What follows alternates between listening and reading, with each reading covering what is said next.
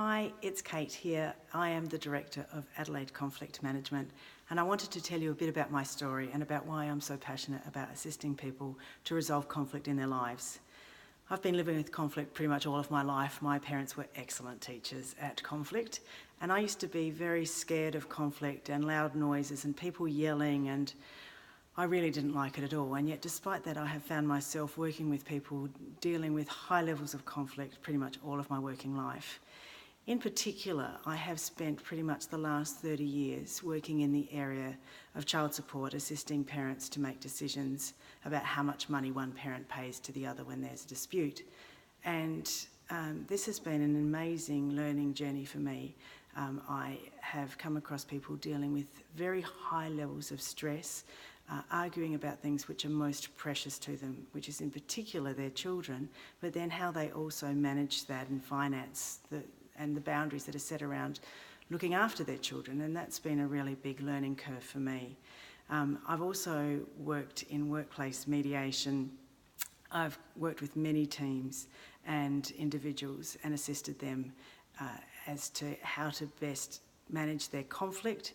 And what we do is we look at what's important to people, what are the real issues of concern, not who's wrong, not who's right, but what's important with respect to the situation at hand and what do people need in that situation and what's the best thing to do in that moment rather than what's the right thing to do. And that can be really helpful to people. My own personal journey is that my dear old mum was dealing with many health issues when she was alive, and one of the things that she used to say to me when I was a child was that I wasn't very clever, but I was a very hard worker, and I have worked incredibly hard all of my life in this effort to, I think, please my mum and prove the point that I am a very hard worker. Well, this resulted in me ending up in hospital with morbidly high blood pressure in 2013. I went to the doctor, I couldn't sleep, and the doctor took my blood pressure. She said, I think the machine's broken. And then she went and got another machine, and my blood pressure was 220/110, and I was sent directly to hospital. I was in hospital for 4 days for them to try and get my blood pressure down, and they had to check all of my bodily organs to check that nothing had sort of been damaged, because nobody knew how long my blood pressure had been that high for. So that was a really big wake-up call for me, and I made a number of changes at that time because I got read the riot act. Basically, if I didn't make some significant changes to the way in which I dealt with things, I was going to die. Maybe not this week, but my life was going to be cut very short because I wasn't looking after myself. And at that time, I made some non-negotiable behaviour changes. And so now I exercise every day. I get up really early. I eat very well. And for me, I don't drink alcohol anymore.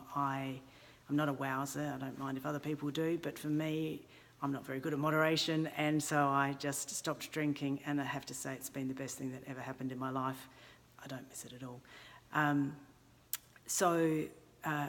I discovered when that all happened in my life that stress is just such a significant player in conflict.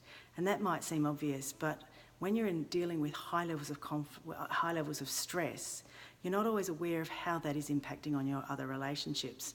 And it became acutely aware to me at that time that in fact I was dealing with other people's conflict on a day in, day out basis, but I was living in my own world of conflict because I was so stressed. So one of the tools that I use in my practice is teaching people how to reduce stress, because when they do that, they can better manage conflict, or they're not triggered into a conflict state.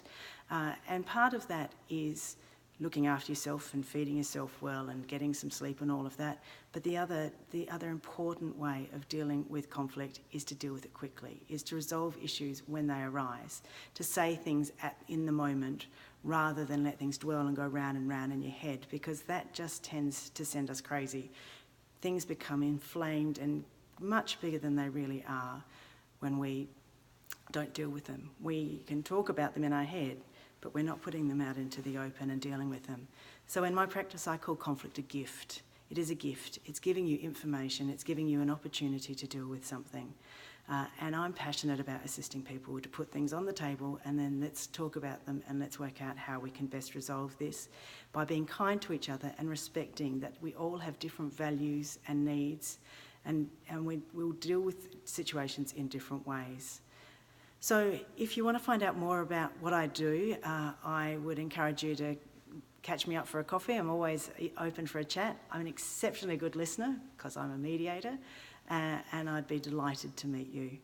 So cheers for now. Bye.